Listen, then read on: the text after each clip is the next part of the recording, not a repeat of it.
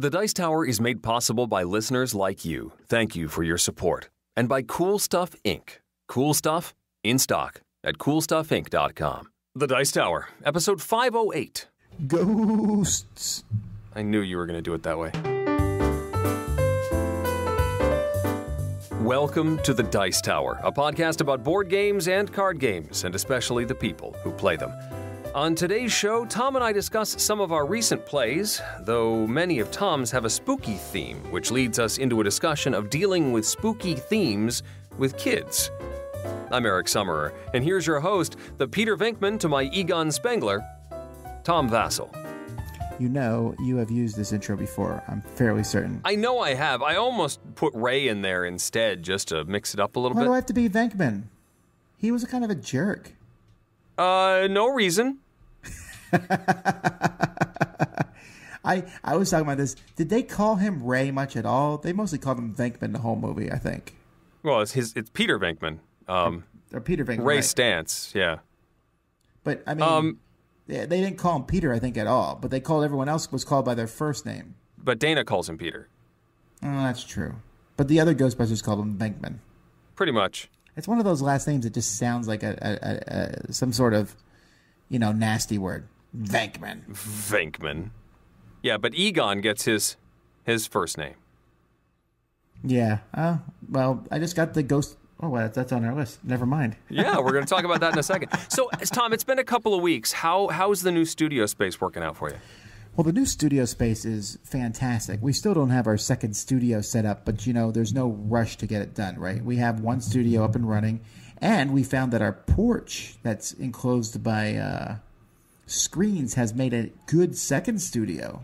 And the feedback on the background of, nature has been very positive. Really? So I'm liking that. I love the space. It's quiet there.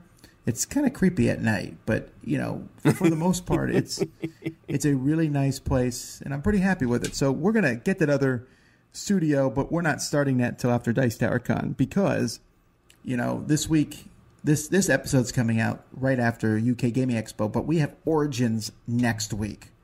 Yeah. We have, after Origins, then we have 2 weeks between that and Dice Tower Con.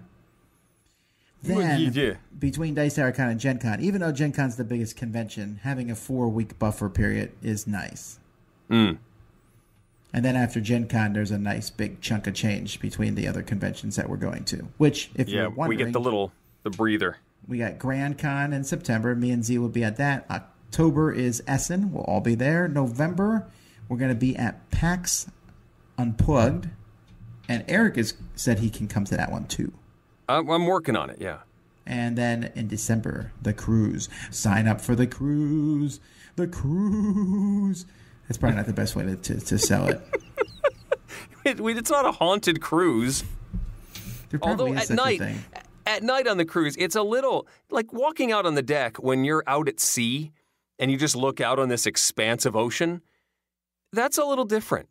That's an aspect of things I wasn't quite thinking about, to just look out on all this water. The only aspect I think about that is if I fell off the boat, what happens? Nothing, as far as I can tell. I don't know if somebody's job is to watch if that sort of thing happens, but I don't know. I don't want to think about that. Yeah, I'm glad I brought it to everyone's attention. No, it's fine. Thanks. It's not, the ship is not creepy or haunted. You can just... you walk, there's lights everywhere, and there's stuff going on.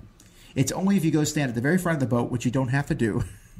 But a lot of people do. I don't know how many people told us that, yeah, I did the King of the World moment. I had to go up front, and I went and put my hands out. Got to reenact the Titanic. Wait, not that way, though. You know what? This is taking a terrible turn. We should just move on. I still think it's funny the first time we checked the ship out, we got on there, and they were playing My Heart Will Go On. And we were like, is this proper music for a ship? They're trying to go up, play up the romantic aspect of the movie, the first half. I had to leave. I don't know how that movie ended. It was very beautiful, though. I liked that. First half is boring. All right. Well, anyway, folks, this is our shorter episode that we're doing between episodes now. So we have changed things. And, of course, with my mom passing away and, we haven't really hit our groove. This is the first time we've done 2 of these kind of back to back to some degree. In a row, yeah. So we're going to see how this works. We're going to still be doing probably live shows at conventions, and I'm not sure how they'll fit into the schedule. But we're certainly getting a lot of feedback on the new way we're doing things. The longer episodes, certainly people are not enjoying the shorter ones as much. But we're going to do this for a while. I'm going to do it for a few more months at least, this whole setup. And then we'll probably run some polls and see where you guys stand on these things. One of the things that kind of stops us from doing another long episode is just the editing junction. Editing a show is a lot of work. The recording part is less work than the editing. There's 3 main parts to a show, and there's the prep part, which is where I do the bulk of the work. And then there's the recording part, which really just is a set time where we get together and do it. Mm-hmm. And then there is the editing part, of which I'll say Eric does at least 75% of that. Something like that. I don't know, but I know that you put in more time than I do on it, for sure. I mean, I don't mean that in any kind of negative way towards me. I mean, I'm still doing my part. It's just that I know Eric putting the voices together is a lot of work. And adding a third co-host in is more work than you might think. It doesn't make it 33% longer. It can be a little bit longer than that, just because when there's more voices, if we were added a 4th voice, it gets exponential until I guess when you have 20 voices, you don't care anymore. You're like, whatever. I don't know what I do with a 20-voice podcast. Just a crowd. You wouldn't see me for a day or 2. So with all that being said, though, we thank you for those who came by and said hi to us at the UK Gaming Expo, and we'll talk about Origins a little bit more in our episode next week. But we hope that some of you are planning to come. Don't forget, we have our live show there at 8:30 Saturday night. So we're here to talk about games. All my games have a theme this week. Eric's do not. Don't. I need to get on this, on the bandwagon and get with the theme here. I didn't play as many in your theme, so I got other stuff to talk about. Which I'll start, unless maybe these are haunted elephants. Well, I don't think this game has any theme at all, frankly. Well, yeah, no. So this is a new one from Cosmos. It's called Kerala. It is, in theory, about building platforms for elephants. Really, it's a tile-laying abstract game. But you get these chunky elephants, these nice wooden elephants that are, detailed in gold. And each player has 2 of them, and they all start on a starting tile of your color. So you got 2 elephants on the starting tile. It's a drafting game, so the starting player is going to pull out, if it's a 5-player game, 5 tiles, and then in player order, you will choose one of these tiles and add it to your array. You have to add them next to one of your elephants. At the beginning, that's just, your one tile, but then you have to move one of your elephants onto the tile you just placed. So your elephants start to spread out, and now you only have a few places that you can add things. Ultimately, you're trying to get one grouping of each color. There's 5 colors in the game, and you can have 2 groupings of your color. So if I'm purple, I can have 2 groups of purple and 1 of each of the others. If I have too many of a particular color, I'm going to lose points. If I don't have 1 of each of the colors, I'm also going to lose points. And then I'm counting elephant symbols on these tiles. There's also some special powers that allow you to either move a stack of tiles from one section to the other. I can also trigger a tile that lets me move my elephant somewhere on my board. I can also lay tiles on top of other tiles, which allows me to connect groups of a particular color. And it's all about working your way toward the end game. You can pretty much tell, how many tiles are in the game. You can figure out how many turns you have to make all of your dreams come true. It is a very straightforward tile-laying game. It's aiming for that family audience. You could certainly play this with kids. I could probably play this with both of my kids, the 6-year-old and the 9-year-old. And it would work well with, grandparents and parents. And it's really aims for that family audience, easy, accessible sort of thing. And I think it hits that target pretty well. Is it one that I want to play a lot of? Probably not, but I think it's well produced. It's solid. I mean, Cosmos does good stuff in this sphere. So I think it works for where they're aiming. It's just not one that I'm necessarily going to get a lot of play out of. That's Kerala. Also, I have to say that it is in a Ticket to Ride size box, and it so doesn't need to be. The insert is actually like crooked inside there, and it could fit in a box literally half the size.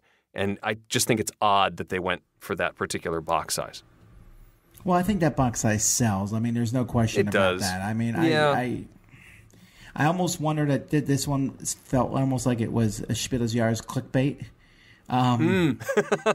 That's almost what they were aiming for. Yeah, I like it. I especially enjoy it. I mean, 2-player. It's really kind of it's in the same category for me as Ingenious, I think.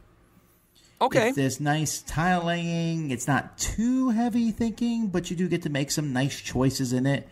A lot of good choices and placing down tiles. And there's even a little bit of interaction sometimes where you might draft a tile just so someone else doesn't get it. But for the most part, you're not. You're just making the best thing you are for yourself. Mm-hmm. But I really did enjoy this one. I think I like it more than Eric. Okay. So that's Kerala. All right, let's start on my ghost thing here. We're going to start with Booo. Boo. That's not the review, is it? No, actually, I like this game. 2 of my 3 ghost games I like. Okay. So this one here is you're setting up like this castle, and you have this ghost, and you got to take this ghost around and scare people who show up to this haunted castle. Okay. And there are many different rooms in this castle and hallways, and they're all connected through rooms of different colors, of doors of different colors. And so you will draw a tile, and your ghost will start in one spot, and then you'll draw a tile, and it shows where the tourist is in the castle. And then everyone at the same time needs to figure out how to get from the ghost to the tourist by moving through different rooms, going through doors, but you can only go through one color door. So you might pick red, you might pick green, or whatever. Once you figure out what it is, you're like, green. And then you show everybody, great. You then take a green tile, and you take the tourist tile. That green tile means you can no longer use green doors. Unless someone else does green, they take it from you. There's also a couple rooms in the castle that when you go into them, you can change the color doors you're going through. And there's a couple rooms attached through passageways. But other than that, it's very similar to games like Ricochet Robot, where everyone is looking at the board and trying to find a solution at the same time. But what this game does, by giving those color tiles to you, if you're really good at the game, I'm like, green, next one red, next one yellow. Okay, great, but that means the next one I can't use green, red, or yellow. And that kind of brings it down. It makes it slightly fair. And the game ends when someone gets, I think, 4 of the tiles out of the colors, or a certain number of the people that they've scared. But of course, if I find green doors and then Eric finds green doors, he'll take that green tile from me. So that's Boo. It's a thinky, puzzly style game, but I think it works really well, especially if you like things like Ricochet Robots, which I do a lot. Let's talk apps for a second. I recently picked up the Alien Frontiers app. And of course, Alien Frontiers is one of my favorites. It scores very highly in my top 100 every time I put that together. Dice rolling action selection game. And the app does a nice job of capturing the base game, and I introduced this to my kids. We had a couple of ninja classes that we had to sit through, and I was entertaining both of them in turn and taught the game to both kids, both the 6-year-old and the 9-year-old, and they did very well with it. And it is hit off so well that they are continuing to play the app, and I'm making plans to bring out the new big box edition of the game with them and try it out for real coming up this weekend. Pluses are that the game, it's got different levels of AI. It teaches the game pretty well.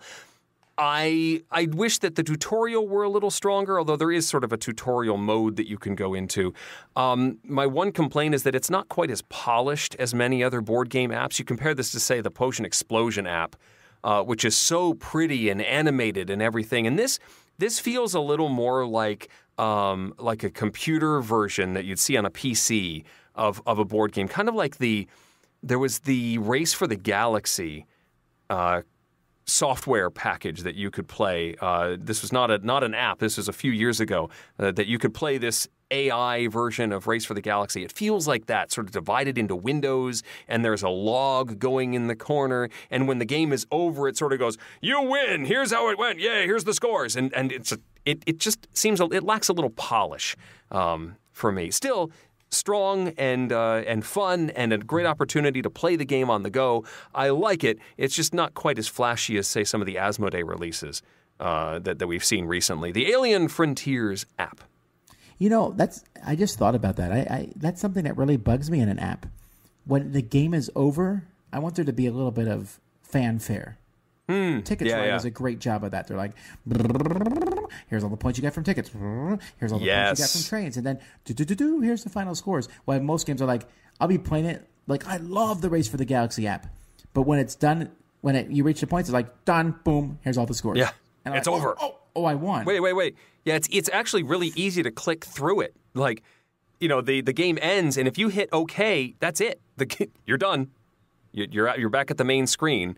There's no build-up to the final scores at all. It doesn't show you how you earned those points. It's just 16-2. Oh, okay, thanks. Wait. Anyway.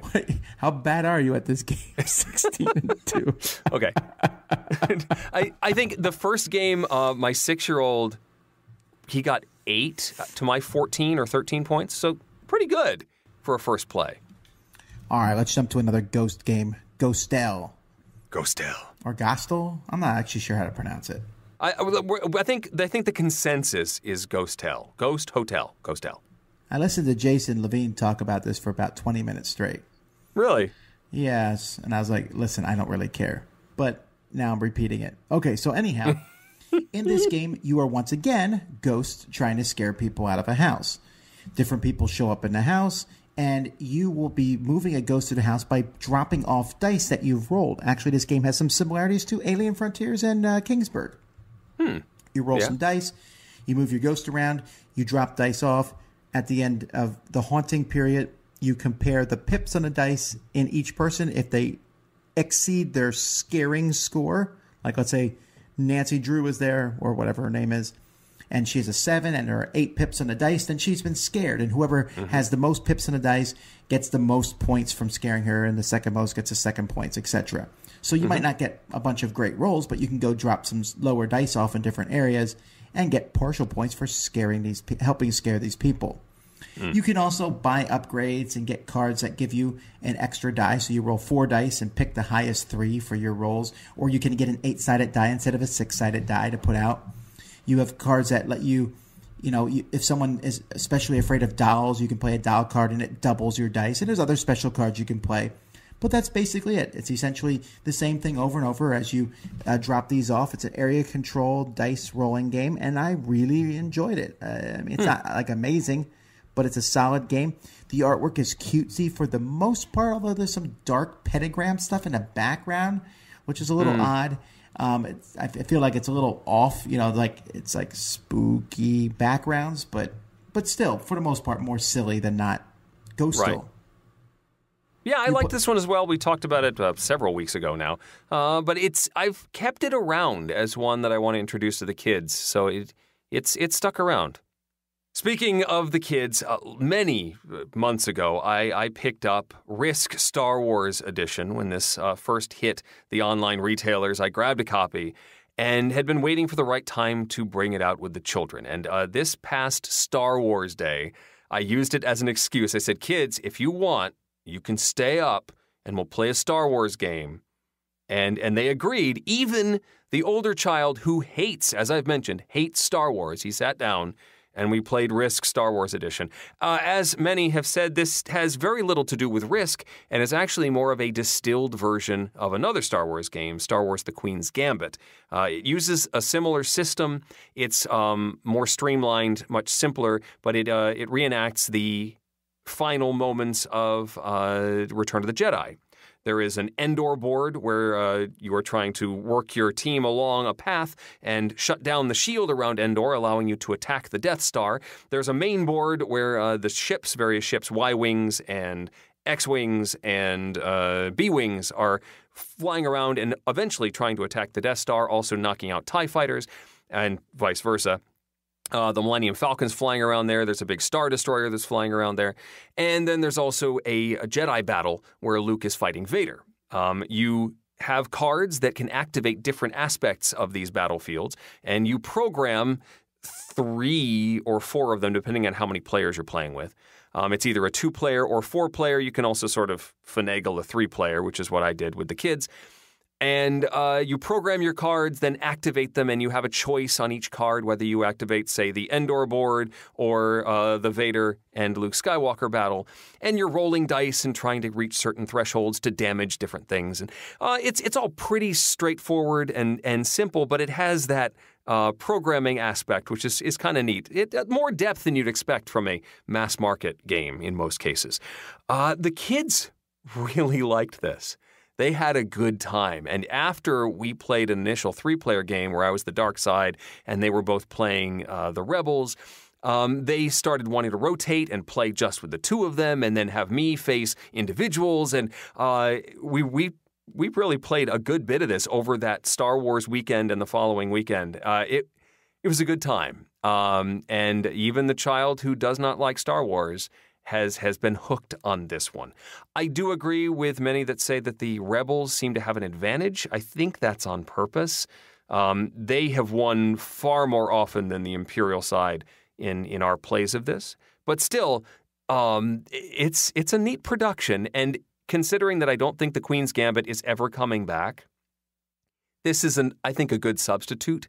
It's not as deep as Queen's Gambit. That had a 4th battlefield, a 4th arena to be fighting in. It had a few more in-depth rules and ways to bring out more units onto the board, stuff like that. But this takes the system and turns it into something a little more accessible, and certainly my kids give it a thumbs up. So I'm happy that Risk Star Wars Edition is a hit in the house. All right, well, cool. I'm glad that you guys really like that. It's still kind of like is a bit surprising to me when I find out one of your children hates Star Wars. I don't expect all kids to love Star Wars. That's ridiculous. I don't even love it as much as I want to, but hate seems like such a opposite. Maybe it's because it's like everyone else likes it. Right. I think it's more of a backlash than anything else. He knows I like it. He knows that lots of others like it. And of course, I've got the younger one who does like it. And I think he's coming around, but right now we're in negotiations. He says he's not going to see episode 8. Like, if we buy him a ticket, he's going to face backwards and not watch the movie. I don't know. I'll win him over. It'll be fun. I think I'd call his bluff on that. Take him in and just see what happens? Yeah. Sit backwards then, see. Fine, go ahead. No popcorn for you, though. That'd be really weird for the people behind you, though. Be like, sir? Why is this kid staring at me? All right, so let's move to Ghostbusters 2. Ooh, Vigo. Yes, Vigo. In fact, just to clarify, this is based on the second Ghostbusters movie with the Statue of Liberty. The Ghostbusters movie that I believe I'm the only person who likes it. I don't know. It always seems to get ragged on. I enjoyed this one a lot, honestly. It's pretty inferior to the first one, though. I think that's really the issue. I think that it has less snappy dialogue than the first one, for sure. But I love that Statue of Liberty part. I didn't like the purple slime. I don't know. Well, it has a big feature in this game here. Okay, yes. All right, so this is the sequel to... It was actually pretty funny when I got it. It was a sequel to the original Ghostbusters, and there was a letter from Cryptozoic in the box that essentially said, we swear it's not as bad as the first one. It didn't say it exactly like that, but they're like, this game comes with a bunch of new and unique mechanisms. If you played the first one... don't, whatever. It would just, reading between the lines, it said, this is different. It's slightly different. There's still a lot of this random ghosts movements and things running around, and it's going to come down to how well you roll on the dice. It is better than the first one, but it's still merely okay. Now, the models are great. There's actually a Statue of Liberty head in this one. Of course, those are the scenarios I'm playing with, right? You can get in the Statue of Liberty and drive it around. Really? Yeah, well, I mean, it's just the head, right? But it's representing the whole statue. But that's still kind of cool. Yeah. And they got the Vigo character and a bunch of characters who I'm not sure were in the movie, but, they did it to round out the different Sure. ghosts that you find. And there are two different types of ghosts now. There's the ghost that some of them you fight normally with your, whatever the proton packs were called. Proton packs. And other ones you're fighting with like special purple slime packs or whatever. Mm-hmm. So that's good. And there's a lot of theme and there's a lot of stuff. The rules are way too long for how short the rules are, if that makes sense. Okay. The rule book just goes on and on and on about all these different things. And I'm like, for crying out loud, this game is not that complex. It was a way long rule book that just could have been shorter. And I mean, I know that it didn't explain the rules in the right order. It's like, oh, come on, guys. You're not a new company here, Cryptozoic. Right. But and plus, it's not the new game, right? Is it still based on the same system? It is, really. You move your ghosts around. You fight ghosts. And if you attack a ghost, it will randomly move somehow. Well, not randomly move. It moves on predetermined pathways and things. I think they just added more stuff. There's more going on in this. This is like an advanced version of the first one. So I didn't hate the first one. I just thought the first one was meh. This one I'm like, nah, it's not so bad. But it's not fantastic either. But if you like Ghostbusters, you'll get into the theme. I played with a guy who enjoyed the movies a lot, although had extremely irrational opinions of why he liked some Ghostbuster movies and not liked others. Oh, good. But despite all that, it was enjoyable, but I don't think I need to play more of it. That's Ghostbusters 2, the board game. Okay. I mean, like on a complexity scale, would you say that Ghostbusters is to Ghostbusters 2 what King of Tokyo is to King of New York? Man, I'm going to be doing this SAT prep with my daughter soon. Let me think. I don't want to ruin this, get this wrong. But it's better to leave the answer blank than to put a wrong answer. The answer is C. I don't know. Maybe. That seems like a reasonable comparison. Okay. Yes. And I guess the other thing is, how much can you mix the two sets? That has not even occurred to me. I don't think you really can, because in their mission base, so they very specifically tell you what ghosts are coming out. So I don't see how changing them around would do much. So it's really a standalone set. You buy one or the other. Yes. Okay. Last for me, let's go into the vault and bring out a classic dice-rolling push-your-luck game called Exscape. This is a Reiner Knizia design, and I think I can't remember the original title to this. Exscape is EXCAPE. This was put out by Philosophia, the edition I've got. You've got a track that's 20 spaces long, in sort of the shape of an X, believe it or not. And you have a pair of dice that are non-standard dice. There is a 6 on one of them. There's a 7 on the other. There's also X's on each of the dice. And you will roll both of these dice, and you turn it into a 2-digit number. So if you got a 5 and a 3, that's now 53. And you can keep that number, or you can keep rolling. However, if you anything beyond your first roll, if you get an X on your first roll, you're okay. You can stop. That can be a 0. And you can just make a number out of that. But if you have already rolled, if it's your second or more rolls, and you get an X, you've busted. Nothing's going to happen that turn. You simply pass the dice, or you move on to the next player. However, if you decide to stop, you can then place your 2 dice on a 5, 1, 2, 3, it's actually 6 spaces, on sort of a ladder section of the board. And the higher you place it, there's little numbers, 0 through 5 on the side. The higher you place it, the more spaces you will move if your dice are still there when it comes back around to you. But if anybody places below you on that ladder with a number that is higher, they knock you off, and you're not going to go anywhere when your turn comes around again. So then your choice is, if you've rolled higher than somebody, do you place high on the ladder, knowing that you're going to stick around and maybe move more spaces, or do you knock off the people who are above you? No. There's also some bonuses if you get doubles, that you can get doubles on 1, 2, or 3. You get instant movement and then can continue to roll. If you get double X's on your first roll, that acts as a wild that can only be beaten by another double X. But other than that, the rules are pretty simple, and it got that push your luck aspect, but only 2 dice, so you're not rolling a whole bucket of things. I like it. I don't know if I like it as much as, say, Can't Stop.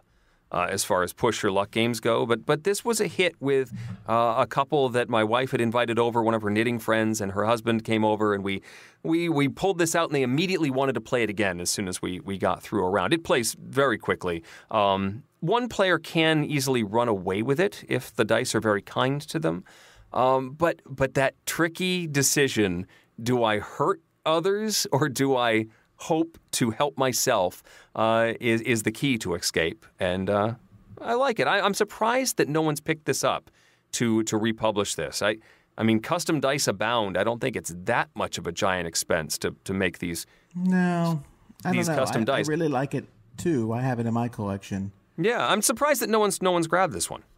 That's Excape. Now, I will say, you said you played it and then they want to play it again. I will caution you, if you play with 5 or 6 players, it actually is much longer. I still enjoy it, but it's much longer because you knock people off much more. It's almost like you should play to a lower total with more players like that. Maybe. I don't know. Yeah, that might not be a bad fix. I mean, I didn't think it was bad, but when we're done, I'm like, cool. All right, what else is there? Yeah, that's true. Yeah, we played with 4. I always play with the double X bomb. Oh, double yes. X Yeah. beats everything. Mm-hmm. Which is great because you're like, well, the only thing that can stop me now is if you roll double X. It's always there's always that chance that if you got a 74 and you're sitting there on the 5 position, somebody can still knock you out with a double X. Well, right. Well, I mean, double X is a 1 out of 36 chance, right? But if you're playing with, well, let's say you're playing a 5-player game, now it's a 4 out of 36. 1 out of 9. That seems still doable. Quite improbable, but you never know. And I've seen it happen, and it's like, booyah. I actually do like this better than Can't Stop because I feel like Can't Stop's a one-trick pony, while this one has a little bit more nuance in it. Okay. It's still good. Can't Stop is literally, I can stop or I can't stop. That's really what you do. This one has more straightforward. Similarities. It has the Can't Stop, but it also has the, do I want fewer points but knock Eric off, or do I want to go for glory? Mm-hmm. The answer, folks, is go for glory. All right, the last game I'm talking about, Ghostwise, is Toilet Trouble. This is actually it's a haunted toilet. It's not a ghost game at all, but we're pretending it's a ghost game. In fact, we were playing this right before we recorded this episode today. So Toilet Trouble is just a dumb game, okay? It's not much of a game. It's a little toilet. You fill it with water. You spin the toilet paper spinner. It tells you how many times you flush a toilet. You flush it that many times, and occasionally it will spray you with water in your face. Nice. However, I thought that was not good enough. So I got out some yellow food coloring. Oh, no. I did. Oh. It just makes the game better. We want a Doesn't realistic it stain game. your clothes, though? No, I put 1 drop in a whole gallon of water and then poured that in. And that's not much at all. But it sure made it yellow. Uh-huh. And then I was like, let's put in a drop of blue and red with the yellow. And then my wife said no. Women are. It's not, I'm glad you have a voice of reason. A bastion of reason. I was just about to say to keep us men from doing stupid things. I'm still gonna do it, and then I'm gonna find some. What was it? A Snickers bar? Okay. All right. Anywho, it's dumb. It really is, and you know what? My kids thought it was amazingly fun. Yeah. So if you see it for $5 at Toys R Us, which you will probably eventually see it. Yeah. It will be fun for a while. Mm-hmm. So in the let's put Toilet Trouble up against Pie Face. Which are basically the same game. Pie Face is better probably because getting someone hit in the face with pie. See, the thing with the water is it sprays you very gently with water. You get a little, you get the water, a spritzing of water, and you really feel it, but you don't get to see that reaction as much as you see someone get hit in the face with a pie. Is pretty funny. Okay. Not to mention with Pie Face, you can put multiple things in. With Toilet Trouble, I would highly recommend only putting water in. Yeah. Right? I mean, I put the tiny bit of food coloring, but I would not put any other drink in or any, you know what I mean? Yeah, no. You're running into it's probably hard to clean, right? Else, huh?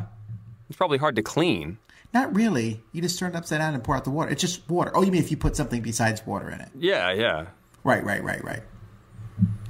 So that's not really a ghost game. But the other games that I talked about, Ghostel, Booo, and Ghostbusters 2, are ghost games. And last week I talked about City of Zombies, which was a mathematical zombie game.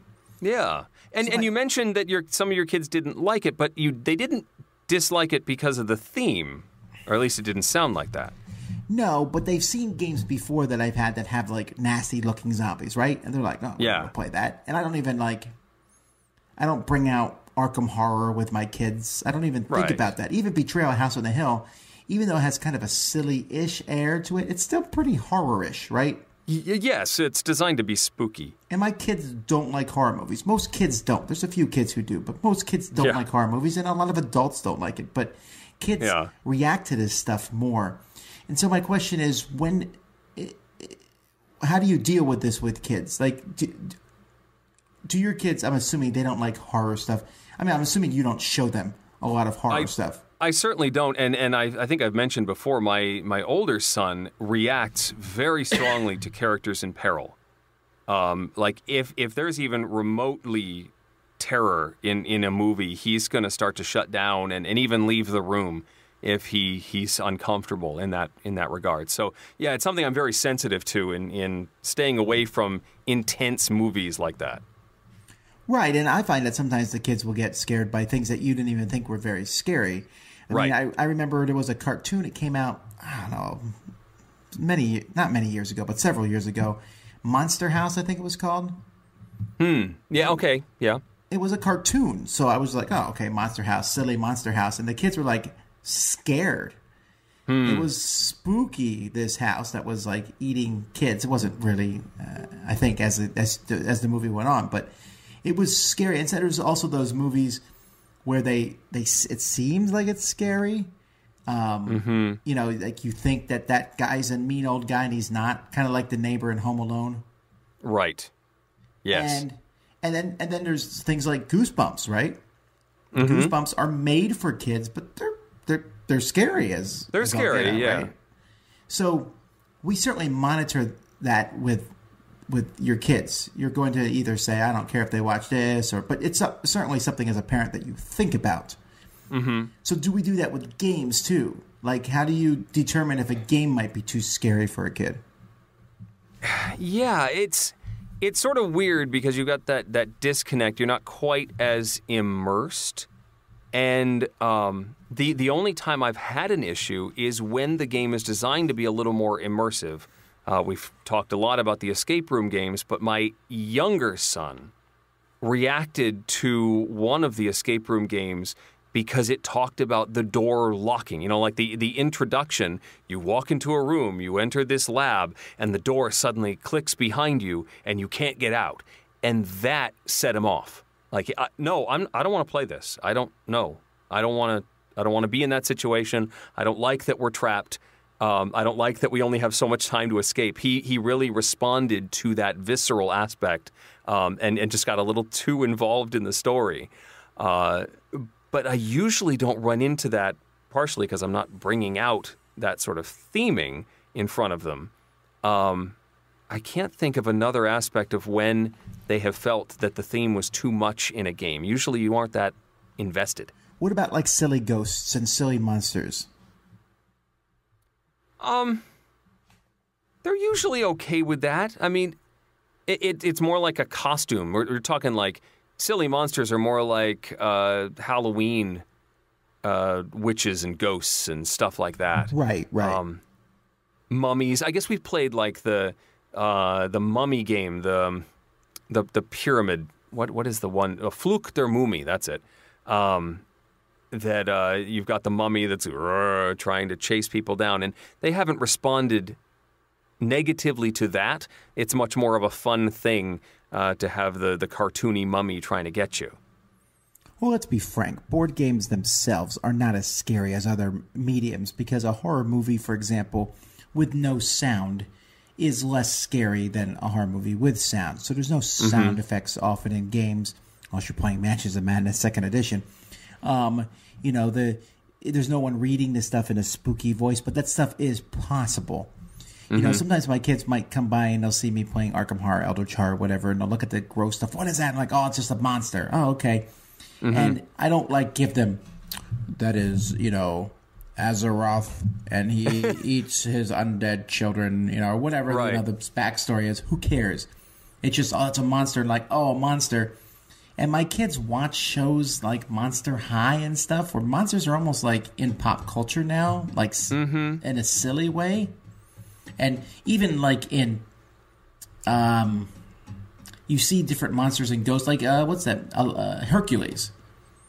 There's a lot like them. Hades is the main bad guy. Yeah, and he gets a little creepy. Yeah, he does at times, right? But they also kind of have that humor in the background too. So if you keep these things humorized as your kids run across them, right? I mean, a lot of times kids get scared because of dad usually, right? Like, yeah, look at that guy. Is he under your bed? That's like perpetuating the problem at that point, right? Yep. So, yeah. Well, I mean, what we just talked about last week, we were talking about the Cthulhu version of Pandemic. And I haven't played that with my older son. I played with the younger one either. But I've sort of hesitated because some of the illustrations on that are a little more intense than I would normally put in front of him.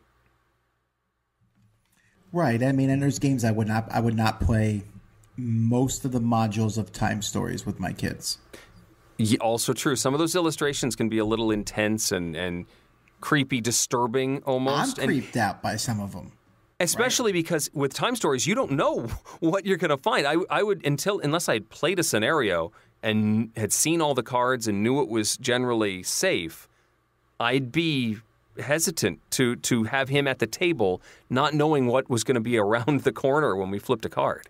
Well, I have played them, and I'll tell you, I think that the first one, the second one, and the fifth one are all pretty creepy. And I think kids, you're going to run across them. I mean, they're not like ha-ha creepy. They're pretty creepy. There's a lot of zombie games out there that are pretty creepy. Now, every parent has to make their own decisions on what they allow their kids to see or do. Right. But I think it is a responsibility of a parent to go and check on this stuff. Just like you would do with movies. Most parents don't be like, what? You want to watch that movie? It's rated R? That's fine. Go watch it. Now, unfortunately, game ages are often totally inaccurate. That's true. They'll put 13, 14 on games a lot just because they don't want to test it with different tests that you have to go through to put the younger ages on it. But it might be perfectly fine for kids. Right. The one I do pay attention to is when it's 18 plus. That one I know is for content. That's not for complexity. So if they put 18 plus, like on the Alien Legendary Encounters, that's got 18 plus on it or 17 plus. And I know the illustrations on that can get pretty intense, and I won't play that with the kids for sure. Yeah, that's true. Right. Because, I mean, sometimes, you might look at something like, that's not that scary. But to a kid, a lot of things can be really scary that you did not think would be that scary to them. And sometimes they're fine with it. And later on, one of my kids will kind of be like, I had nightmares about such and such. And I'm like, ooh, sorry. Yeah. Well, I mean, that's like I said with the escape room. My youngest was, I think he didn't want to go to sleep that night because he was afraid the door was going to close on him. I'm like, no, that's a game. It's not going to happen. You don't even have a lock on this door. You're fine. You should have put like a set of 5 keys on his dresser all together with a string and a cryptocode. Like, don't worry, if it closes, you can find your way out. Here you go. Eric Summer, escape room dad. You joke, but my 9-year-old has been making escape rooms for the past 6 months or so for us to occasionally. You never know when he's going to summon you into a room and then tell you have to solve these 3 puzzles to get out. So, yeah, that's a real thing in our house. I'm hungry. It's time for dinner. Until you get out, you may not eat. I need to cook dinner. Yeah, well, you wait. One of these days, he'll be old enough, you'll go in the room, and you actually won't be able to get out till you solve the thing. Yes, exactly. We have that. I've talked about that Escape EDU box with all the locks and stuff on it. I don't want to teach him how to program those locks, because the next thing I know, I'll be stuck in a room. All right, folks. Well, in the Dice Tower forum, this is a great topic. We love to hear what you guys think about it. You know, maybe you've played a game with kids and you thought there's no way they would be scared of anything in this game, and you're surprised at some of the things they're scared of. Like Eric mentioning the escape room, that wouldn't even occur to me with a kid, right? Mm-hmm. Yeah, yeah. So anyhow, but I mean, there's lots of fun little still like spooky, but they're not really spooky. A lot of ghost games are usually that way because ghosts just look silly, like Casper the Friendly Ghost, that sort of thing. But anyhow, that's our discussion topic of the week. We'll be back next week with another guest. So until then, I'm Tom Vassell. I'm Eric Summerer. And you've been listening to the Dice Tower. Thanks for listening. Promotional consideration has been provided by game publishers in the form of review copies of games. This episode, number 508, was recorded on May 25th, 2017. Coming up next week, join Tom, me, and a new special guest for our top 10 games that are best with 3 players. This podcast is sponsored by listeners like you. Thank you for your continued support. And speaking of support, the Jack Vassell Memorial Fund is dedicated to providing support to members of the board gaming community in their hour of need. If a catastrophic event has become more than you can handle, find out how we can help at jackvassell.org. The Dice Tower is produced by Tom and me with assistance from Itai Perez, Derek Porter, and Rob Seary. Puff's hearing aid provided by In the Ear of the Dragon. Timothy Pinkham composed our theme, and hosting is provided by Cool Stuff Inc., where you can find great games at great prices at CoolStuffInc.com. Let us know what you think of the show by posting to the Dice Tower Guild at BoardGameGeek.com, following the Dice Tower on Twitter, or by emailing us at dicetower@gmail.com. And don't forget to visit the other shows in the Dice Tower network, including Four Corners of the Board, Boards and Swords, Start Space, On Board Games, The Long View, The Party Gamecast featuring The Party Gamecast, Board Games Insider, and Board Game Blender. Find out more at dicetowernetwork.com. Until next time, from all the gang at the Dice Tower, have fun gaming. So have you been tempted to do an outdoor segment on that porch and then have a creepy guy in a mask with an axe walk by in the background? Or have you done that already? We'll see you guys next week.